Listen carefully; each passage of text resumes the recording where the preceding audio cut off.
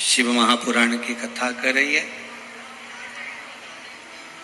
जब मन में ऐसा लगे कि शिव है कि नहीं,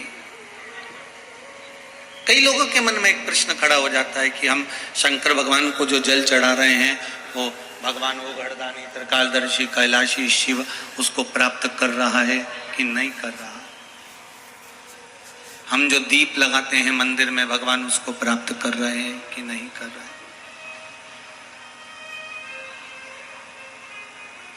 आपका काम है भगवान के चरणों तक पहुंचना, आपका काम है भगवान के चरणारविंद तक कोई बेलपत्र हो, जल हो, धतूरा हो, दूब हो, दूध हो, शिव जी तक पहुंचाना। उसके बाद शिव उसे स्वीकार कर रहे हैं नहीं कर रहे हैं, ये शंकर जी।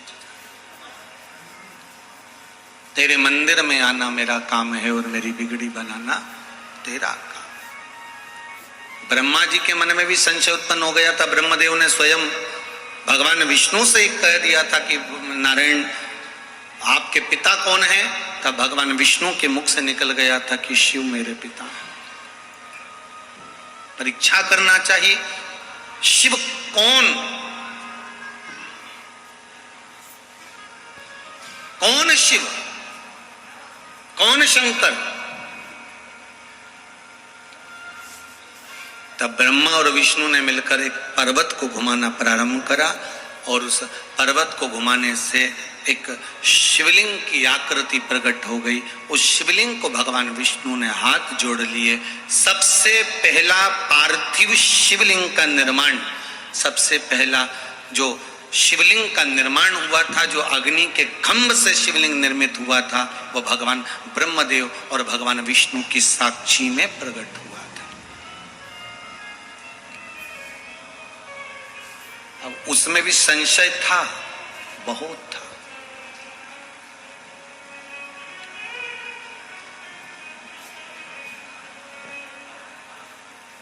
कई बार हमारे मन में भी आ जाता है कि हम भगवान का नाम रट तो रहे हैं, हम भगवान का नाम ले तो रहे हैं, क्या भगवान हमारे मंत्र को, क्या भगवान हमारे नाम को, क्या भगवान हमारे भजन को स्वीकार कर रहे हैं कि नहीं कर रहे हैं।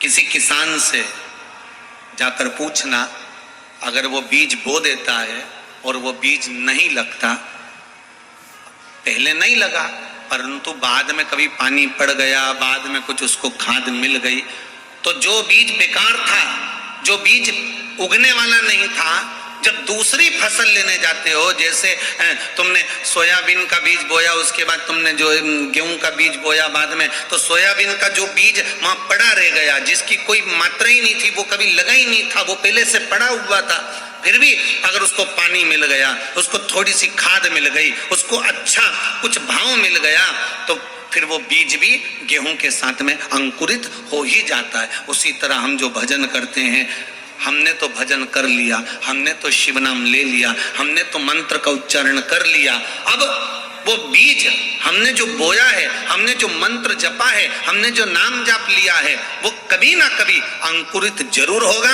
और शंकर उसका फल जरूर प्रदान करेगा। हम जो ले रहे हैं उसका फल हमें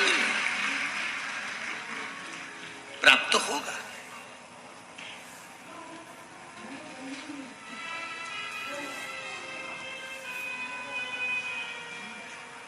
हाँ, कभी कभी गड़बड़ी हो जाती है, कभी कभी हो जाता है। एक बच्चा खो गया और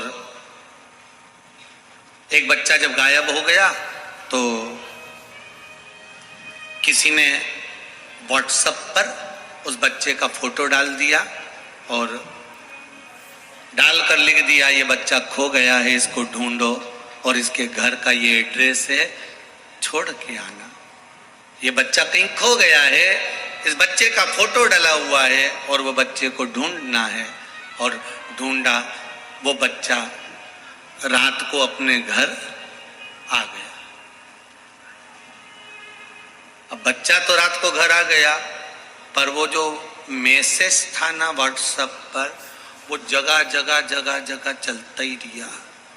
1 साल तक वो मैसेज घूमता रहा और वो छोरा जब जब कहीं बाजार में जाए, लोग उसे पकड़ के फिर घर छोड़ आए।